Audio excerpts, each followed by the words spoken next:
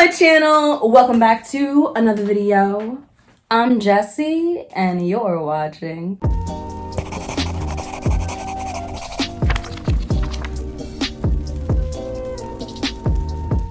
Welcome to this August wrap-up. I know you still can't believe it. I'm putting out a wrap-up in a timely manner. You know, we're trying. Living proof that change is in fact possible. Let's get right into it. I'm super excited to be filming this wrap-up because I read some books that I really enjoyed. I read some books that were and I read an anticipated release that I wish I could call the police on. This book brought dishonor to my family. I'm still so upset that I didn't enjoy this book, that it was problematic, and it's from an author that I really love. I still stan her, I still root for her, but nobody wins for, literally nobody wins by not calling out problematic content in books. Because then it's just going to continue and nobody grows. You know what I'm saying? Still, I hate it and I'm dreading talking about this book, so I'm gonna put off. Let us start this video off with some beautiful statistics, reading stats. In the month of August, I read a total of 9 books. 5 of them were consumed in audio form, 0 of them were from my local library, and all 9 of them were books that I owned.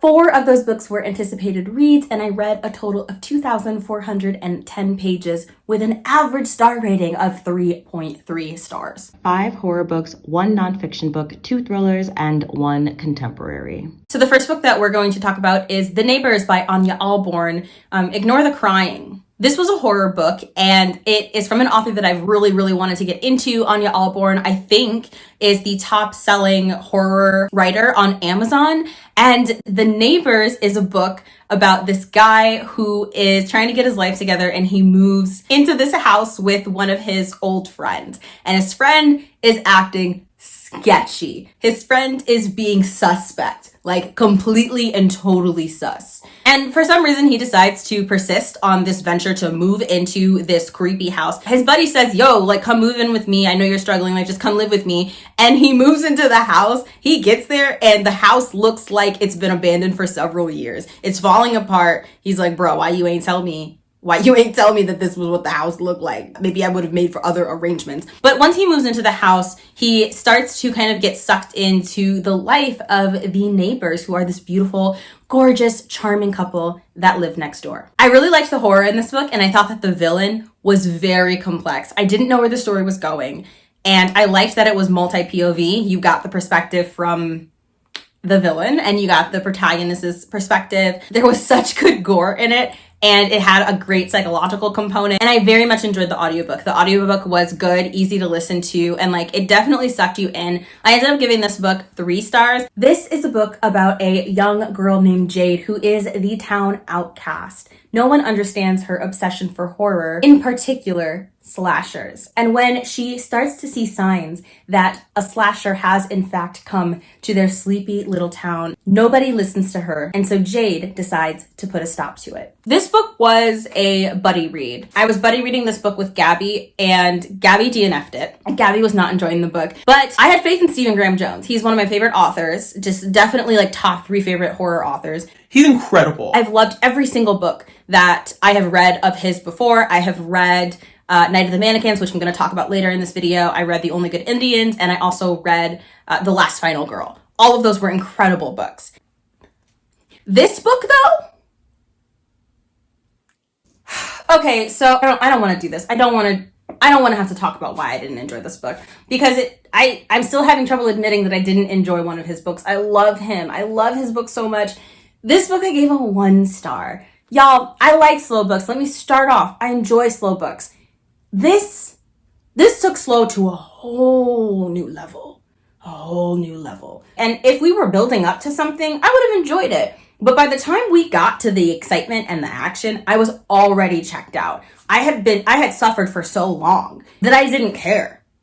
I really did not care. I was annoyed through most of this book. It catfishes you because it starts off with this really gruesome, creepy, extremely well-written horror scene right off the bat, and you're like, ooh, yeah. Ooh, give it to me. And then the horror promptly disappears from the story and reappears 50 pages away from its conclusion. I swear to God, that's how it goes. I swear to God. Nope. We were having interviews. We were meeting all these townspeople. I didn't care. There were a bunch of red herrings, which cool, but I do not want to have to talk about this book any more than I have to. But my favorite thing about this book was the cover. It's a 1 star for me, dog. If you have not read a Stephen Graham Jones book, please do not let that be the book that you start with. That's all I'm saying. Then we gotta talk a book that just defied my expectations, and they were high, and that book is none other than Sisters by Daisy Johnson. Two sisters experience a great tragedy and are promptly moved out of their school and home into a new one. But in this new, unsettling surrounding, the sisters begin to change in ways that are unimaginable. I think that this is a really good book to go into knowing very little. This is gothic horror, and it is phenomenal. Daisy Jones is just known for being such a beautiful writer. She wrote Everything Under, and it's an Odyssey retelling, and I hated it. I thought it was really problematic, really troubling, and also quite boring. And like I said, it's really tough to bore me. That book wasn't it, but I had a feeling that this author was going to put out something that I loved, and so I kind of like stayed tracking her, and this one definitely takes the cake. So if you didn't like Everything Under, I would recommend Sisters. The writing is gorgeous, and the suspense is top tier. If you're a person who likes creepy things, suspenseful things, but you can't go all the way into like thriller horror, this is going to be a really good book. If you like intense, complex sibling relationships, this is going to be a great book. I know that a lot of people aren't going to kind of see how it's gothic horror, but if you're one of those people, definitely look up the interviews where the author talks about this book and it will make more sense. Just these quotes, sweetie. One of the things that I enjoyed about this book was how it talks about codependency. That's where the horror comes from. The horror of being codependent on another person, especially when that codependency feels good, and how seductive and delicious it can feel to lose yourself in another human being, even if it's a family member. Another disappointing anticipated read. It's The Natural Mother of the Child. This was our NB Book Club selection for the month of August, and I canceled the live show for it because I had nothing good to say about this book, and I still don't. So this is a memoir of non-binary parenthood, and the best thing about the book is the title. I mean, first of all, this book is a victim of mass. This book is a victim of mismarketing. Wow, that was really tough for me to say. It was mismarketed. The book did not give what was promised to be got. And that's not the author's fault. This is sold to be a book about raising a child as a non-binary person, of rearing a child. It literally says a memoir of non-binary parenthood, but it's more a memoir of Chris's body and experiences, like being pregnant and like his feelings about being pregnant and giving birth versus like the actual rearing of the child. So that is something that is very important to go into it knowing. The writing, really didn't like. I felt that it was intentionally choppy. I just really, really didn't like the writing, and I wanted to look past it, but I couldn't. I'm going to give you an example of the writing. This happened, then this happened, then this happened. And I'm sure that was done intentionally to make the reader feel unsettled through the whole book or to make it feel hazy and vague. I just didn't like it. I usually don't like that kind of writing, and this book was no exception. I look for evidence that what happened on that day in that hospital in Manhattan was somehow wrong. I was wronged. We were wronged. But really, it is as simple as it is on paper. The paper says what happened. My parents were 27 and 28, newly married. Every time I paused, that was a new sentence. The whole book reads like that. It's not a writing style that I enjoy, personally. So there was that issue. This brings me to the real issue that I have with the book, which is not something I wanted to talk about on live because this is a memoir. It is someone's personal experience, and I hate having to critique someone's personal experience. It just doesn't feel right to me, but it is something that I want to share if you decide to go into this book. I did not appreciate the way that Chris treated his partner. It made me very uncomfortable. So, content warning, because this is about to shift into conversation of domestic violence, partner abuse, and assault. So Chris really frequently talks about struggling with anger, as a lot of trans folk do, and the relationship between trans masculinity and anger, and how just angering it is to be transgender in this world. And I thought that depiction was good. I thought that was healthy.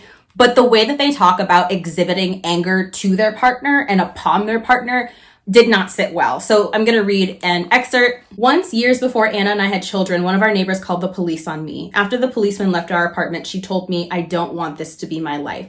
I had screamed at her and kicked the door. Cracked it. Another fight about nothing that became about what an angry person I was. Someone, a neighbor, must have thought she was in danger. But he doesn't say that it was wrong to do these things to his partner, to like punch a door, to be so loud that the police had to be called, and to not recognize that that was a dangerous situation for the partner. Your partner should not be putting holes in walls. Just because your partner isn't hitting you specifically, but is like damaging things around you, it's just not okay. It's not healthy. The way that it was framed was, oh, you know, everyone thought she was in danger and I didn't really do anything wrong. I was just mad. I was just angry. I struggled with anger. And that anger was just seen as like, I've been through a lot, so it's okay that I'm this angry.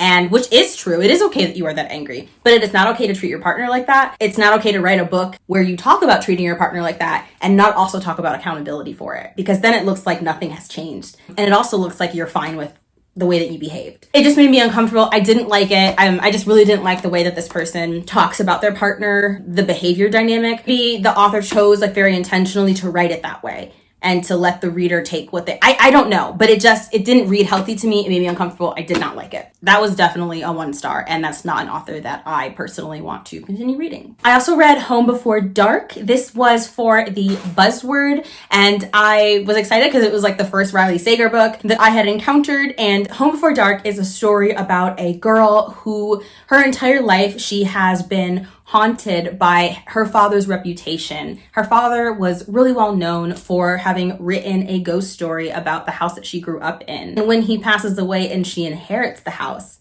she moves in and starts to wonder if it is, in fact, haunted. This was a very complex story. It was a story about a fractured family. It was a psychological, paranormal story. The whole time you're wondering, is it a ghost or is it a person? And I love those kinds of stories. I love haunted house stories. That is a trope that will never get old for me. It will never, ever, ever get old for me. The writing was pretty decent. I read the audiobook, enjoyed it. I liked the narration. But the whole time with the book, I was just like, it's okay. The character work wasn't spectacular. There was nothing that really like scared me. I know this book really scared the pants off a lot of people. Didn't for me personally. I liked that it was multi-POV. You're following like what happened back in the day when the girl was a kid. So you get the father's perspective, and then you get the perspective of her, you know, years later now that she's grown up. The biggest thing that I liked about this book is if you've seen the Haunting of Hill House TV show, not read the book, if you've seen that TV show, this book has a very similar vibe. It makes you feel so much of the same way as you are going back and forth between what happened when these adults were kids in this creepy house and none of them really remember, because she doesn't quite remember everything and you're following them in present day. And it's just really, really interesting seeing that, I guess, juxtaposition, like you're peeking behind the veil. So all of that being said, like that was really great, but the story was for me. I ended up giving it a 3 star. The twist was so good. I really liked the twist. I very much enjoyed it. It is not a book that I would reread, but it is a book I would recommend. This book taught me to just stop getting my hopes up for things in life. Happiness isn't for everyone, and maybe it's not for me. Rise to the Sun is the sophomore novel of Leah Johnson, and it follows 2 girls who are attending a music festival. They encounter one another during this festival, and they have a whirlwind romance. Where do I start? I filmed a TikTok about my issues with this book, so I'll leave that link down below if you want to watch it. But the first thing that I really loved about this book was the depiction. We had a character who struggles with this pathological need to be romantically loved. She always needs to be in a relationship. She always needs to feel desired because she doesn't love herself. And she struggles with being alone. She doesn't feel special unless someone's looking at her. And I loved that representation because this is something that a lot of girls struggle with. And it is something that a lot of Black girls struggle with. Like in a world that just like doesn't want Black girls, that doesn't treat Black girls as valuable and special and precious things. And so it is an issue within the Black community where a lot of Black girls only feel valued if they have a romantic partner. And it has really devastating consequences on mental health, self-esteem. It doesn't seem like it would be a huge deal, but like having this problem can really, really mess up your life in so many ways. And it causes so much like grief and trauma because you are more likely to get into abusive and unhealthy relationships. And it's just I was so excited to see a character with this issue. That representation is so important.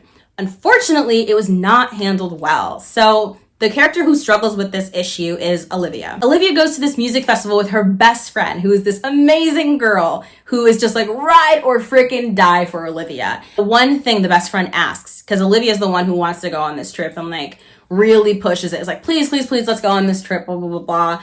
And the best friend's like, sure, but you get a promise that you're not going to make this trip about a partner. It's just going to be us. We're going to have our best friend time. And you're not going to be booed up with someone. And she's like, nope, yep, I'm done. Pinky promise, it's just you and me. The second this girl set foot on the fairgrounds, she meets a girl and starts a romance. And her best friend is like, you literally promised me you wouldn't do this. Okay, so that's issue number one, but whatever. These girls fall in love so quickly. It was like, I love you. The insta-love was on fleek, okay? So if you enjoy insta-love, you will love this book. Okay, it's whatever, right? It's insta-love. It's not the end of the world. This happens a lot, both in adult and in teen fiction. It's not the end of the world.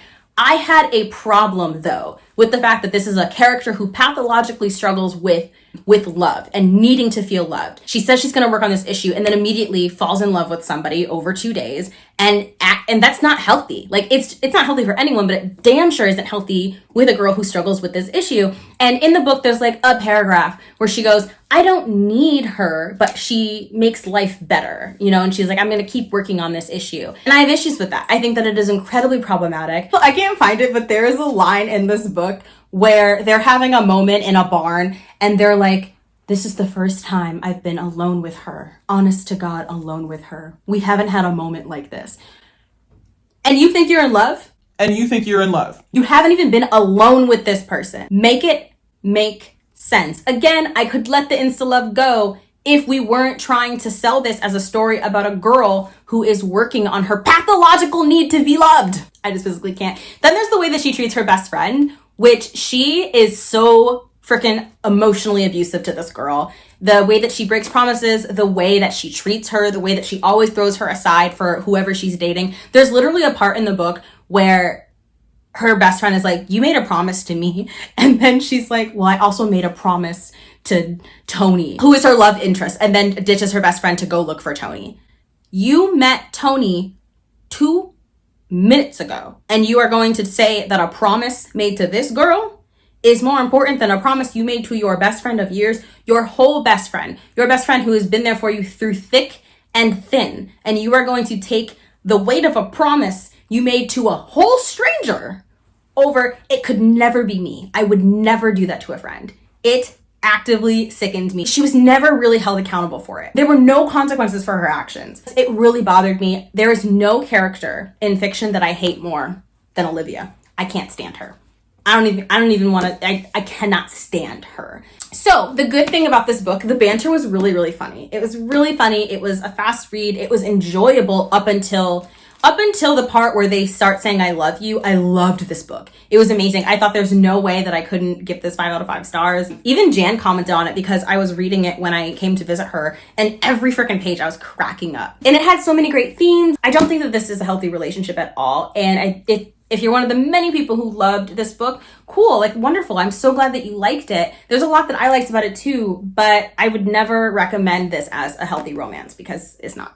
All that said, I love Leah Johnson. I think that she's amazing. Definitely look up to her. I still absolutely adore her, but that book was a 2-star. And I read All's Well with my beautiful patrons. This was the Patreon book club pick for the month, and it was a ride. I read the audiobook, which I highly, highly recommend. All's Well is a story about a woman who is an ex-playwright that is suffering from severe chronic pain after an accident that she had on the stage. She currently is a teacher at a university and is barely keeping herself together. But one night at a bar, she meets 3 mysterious men who offer to take her pain away for a price. This, of course, is the amazing author who wrote Bunny, and I think that she nailed it with another kind of like psychedelic horror story. I love the representation for chronic pain. It really spoke to me, and the impact that it has on your life, your relationship, what it feels like, what it does to you. I loved it. I also loved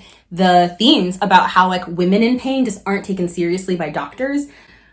It was really difficult to read this book because of that. In a lot of ways, it was very triggering because of that. And also, not even just doctors, but like people in your personal life will treat you like this too. Like you're making it up, like you're being too dramatic, like it's a burden to have to deal with you. There's a lot that I enjoyed about this book. It is a Shakespeare retelling. Like I said, the writing was gorgeous, so freaking quotable, just absolutely amazing. I'm really, really glad that this was the pick. I gave it 5 out of 5 stars, but please let me know if someone wrote a spoiler-filled review or filmed a video, because I went through the Goodreads reviews a bit ago and couldn't find anything that explained what the heck happened in the story. I gave it 5 out of 5 stars because I loved it from page 1 to the end, but I didn't know what happened. Like by the end of the book, I was deeply, totally, utterly confused. Then I read All Her Little Secrets. This is a thriller from a debut Black author. It is a thriller mystery, and we are following a rising lawyer who is put in a very difficult position when she stumbles upon her boss dead in his office, and she ends up getting his job, and the story gets wild from there. So, this book packed a freaking punch. I am so proud of this author. She did that. She really knows how to write a story. The mystery was intense. The mystery was level 10. And if you like Get Out, this has got to be the book for you. I love all of these Get Out-esque mysteries and thrillers and horror books that we have. I'm obsessed. And it's difficult because I can't say too much because it is going to spoil. The way that it tackles race is phenomenal. It's amazing. The writing was good. I ended up giving this, I think I gave it a 3-star. I also very much enjoyed the complex sibling relationship in this book. This is another book where if you really like sibling bonds, you're definitely going to enjoy this book. There's something for everyone in this book, I think. I think that it is a must read no matter who you are, and I want to see you add it to your TBRs. Then the last book that I read in the month of August was Night of the Mannequins by Stephen Graham Jones. I very much enjoyed this book. This is a book, this book is tough to talk about because it sounds ridiculous. Like it's the kind of, it's the same way when I try to describe my favorite horror movie, which is Oculus. Whenever I try and sell that movie to someone, I sound ridiculous. All right, bro, it's a horror movie, right? Yeah, okay, tell me more. It's about a family who's being haunted. Oh my God, that sounds great. By a killer mirror. What? But it's so good. So, Night of the Mannequins. Sorry. Night of the Mannequins is a book about a mannequin that is haunting a group of friends. And it's so good. It is so good. Yeah, I know it sounds ridiculous, but it's great. You should read it. I gave it 5 out of 5 stars. All right, y'all, that's a wrap for my August wrap up. Please let me know what you thought of my thoughts on any of these books. If you made it this far in the video, why don't you type the word night or leave the night sky emoji, because we ended by talking about Night of the Mannequins. I would also absolutely adore to hear thoughts from people who read Rise to the Sun. Did you have issues with the relationship? Is it just me? Would love to chat about it in the comment section down below. If you want more content from me, I have a TikTok as well as an Instagram. I also have a Patreon where I post exclusive videos and do live shows with my patrons, but all of my social media links will be in the description box below. Thank you for watching another Bow Ties and Books production. Stay safe, and I hope to see you in my next one.